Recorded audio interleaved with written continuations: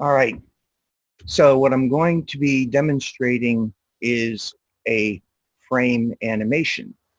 Let me go to this file right here. There we go.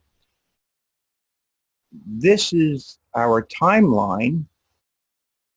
The timeline works in conjunction with our layers panel.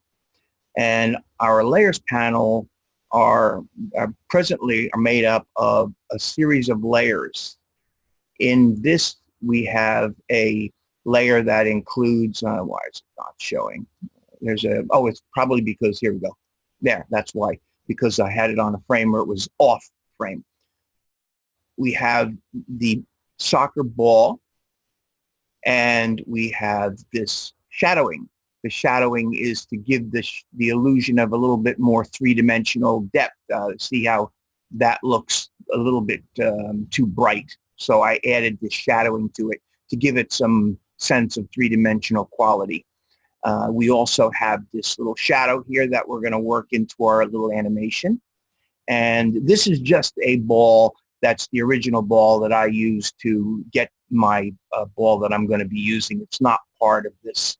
So, but I kept it there just to show you how it starts out. It starts out as a ball that's like that. And I basically just silhouette it. And then, of course, I created a background, which is a graphic. It's really basically a gradient, okay, two-color gradient.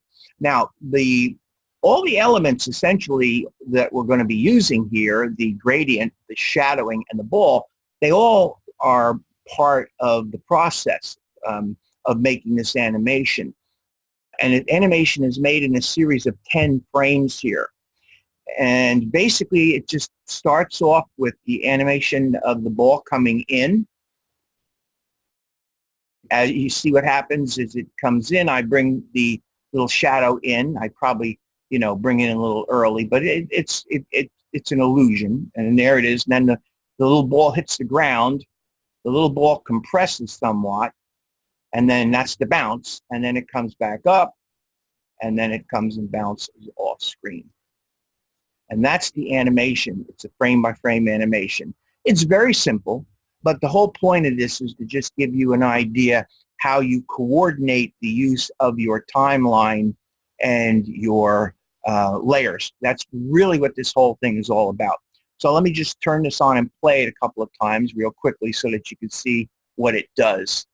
See, it's very simple, but it's very effective, and it works, and this is basically what we're going to work on right now. Okay, so let me shut this off, and let's go to our bounce start. Okay, so here we are. This is what we're going to use to build this, and as you can see, I basically got the same thing here. I have my background, I have my shadow, I have my ball, and I have my ball shadow. Now, the problem with this is if I don't combine these two elements together, I'm going to have to animate both of them independently, and I don't want to do that. So what I'm going to do here is to get this so that I can animate this as one piece, just these two, the shadow and the ball. I'm going to shift select both of those two. Come down here, and I'm going to create a new group. Okay, I'm going to call this is going to be my ball, Okay, now what I'm going to do shortly, I could do it right now, but I'll do it a little bit later on. So I'm going to duplicate that ball, and I'm going to compress the ball slightly so that I can have that squishing effect that's going to make it look like the ball is hitting the ground and then bouncing up. But I don't have to do that right now. I'll do that shortly. All right, I got my shadow, and I have my ball original, which I'm not using, and I have my background. So the first thing that I want to do here is make sure that my timeline is open. All right, so I go to my window, and you can see my timeline is open. Okay, if I shut my timeline, that's what it looks like. We're not really going to be doing anything else other than this animation in this, so we don't have to worry about other panels. The only panels that we really got to concern ourselves with to do this is the layers panel and, of course, the timeline. And what we're learning here is what happens between the timeline and the layers panel, because they work directly in tandem to make this effect happen, this timeline kind of effect happen. Go to the window menu again and open up the timeline. I'm going to click Create Frame Animation. And now I have my first frame of my frame animation. And the very first frame of my animation is what is on my screen. Now, if this was on my screen, you'd see it too. But I have this shut out so you don't see that. It's not part of the production. The production involves the background, the shadow, and the ball. Now, the trick behind this is that what you're going to do is you're going to select your layer in any frame, and you're going to do to that element that you select, that layer. It's an element, it's a layer, it means the same thing. You're going to do to that element, that layer, what you want it to do on your frame. So the first thing I want to do is and by the way, as I say, I got this now. There's two things in here, my shadow and my ball. All right, very important that you keep that in mind. So when I come over here with this selected, you can see the highlighting on it. If I come over here, click this and drag this thing, it's going to go right off screen. And that's what I wanted to do. I wanted it to go up there. Now I'm going to do something with this, but I'm going to do it later. So I'm just going to ignore this for the time being. All right, so now on my very first frame, my ball is off screen. So I'm going to come down here now, and I'm going to click to create a duplicate or create a new frame by duplicating it. So now I've done this. Notice that when I do this, a new frame is created called frame 2. Okay? It's very important to keep this in mind because these frames, and if you want, you could name these. This is going to be ball 2. B-A-L-L. I got no lights on in here. Ball 2. Okay.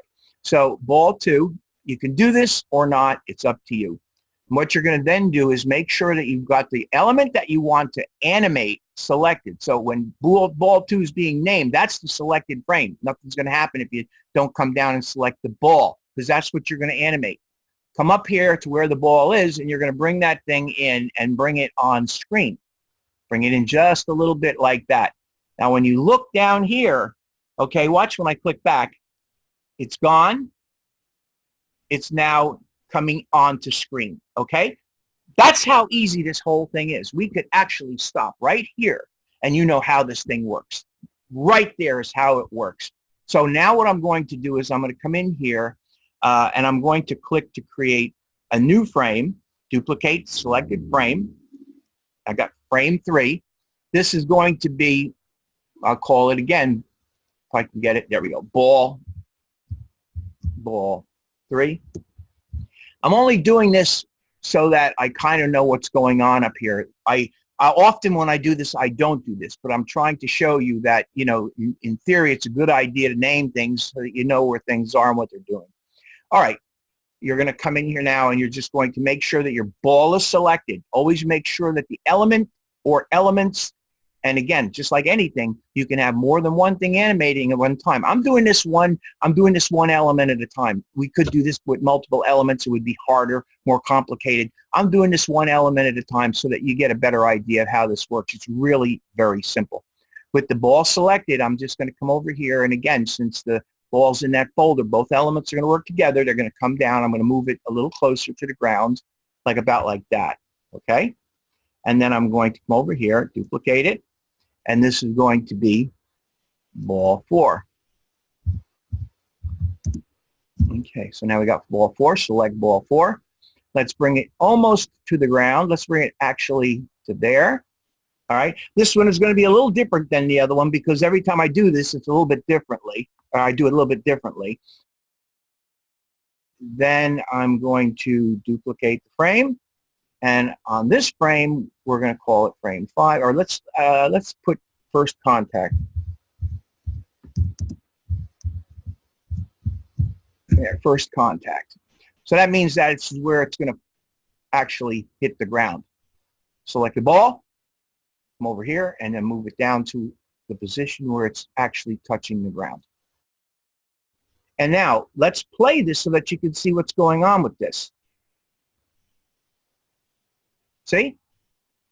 Cool. And that's exactly what we want. All right? So let's go to first contact. Here, sorry. There we go. Now what I'm going to do is I'm going to make my squished ball. So here I'm going to come in here and I'm going to duplicate this, okay? And this is going to be ball compressed, With it selected, all right, I'm going to come over here to the edit, transform. I actually pre-transform, I think we'll do it.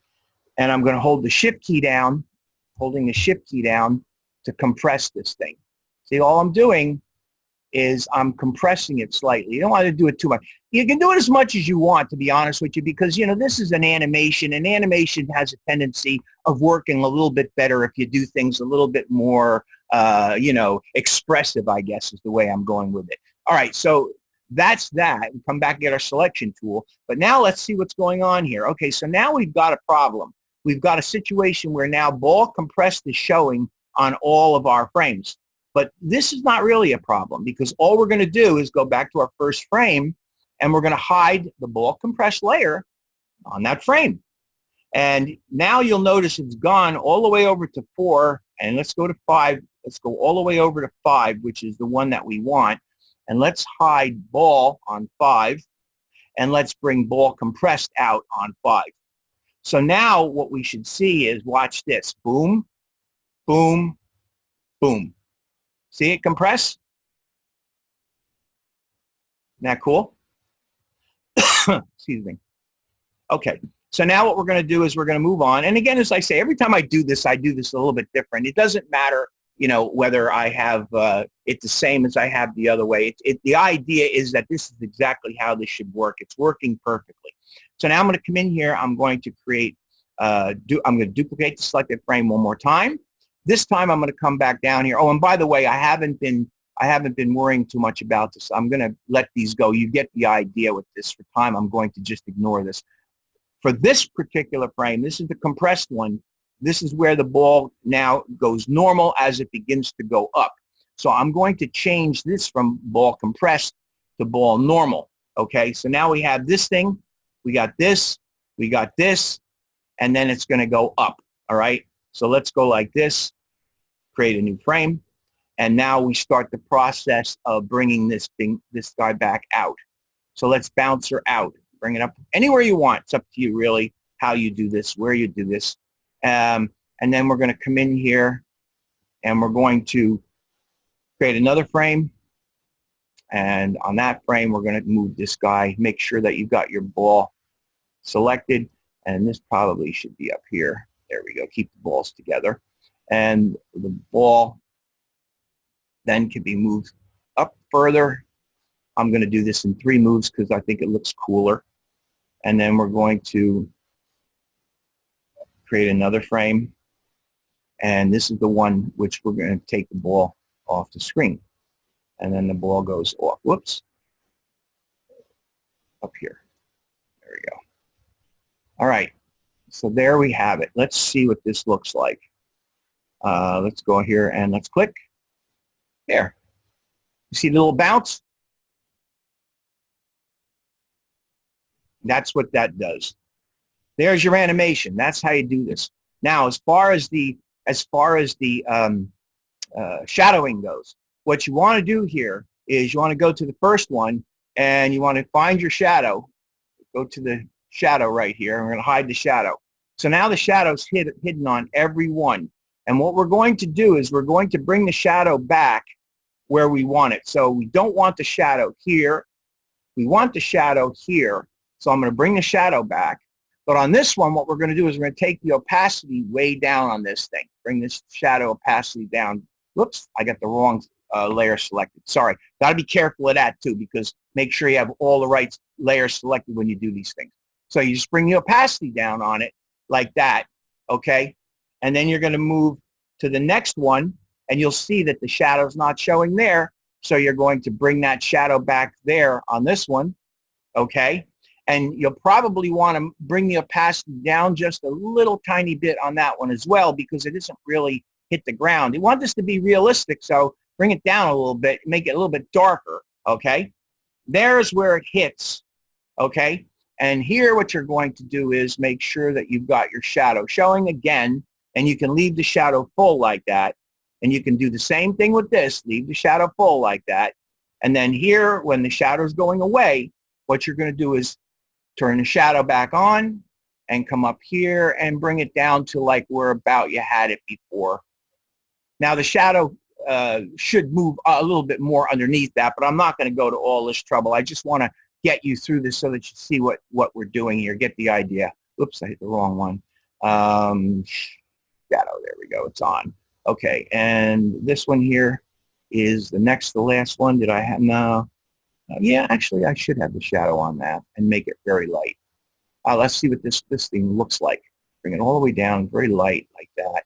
Okay, and let's go and let's play this whole thing and let's see what this thing does. Let me bring it to the first frame and let's see what this thing looks like.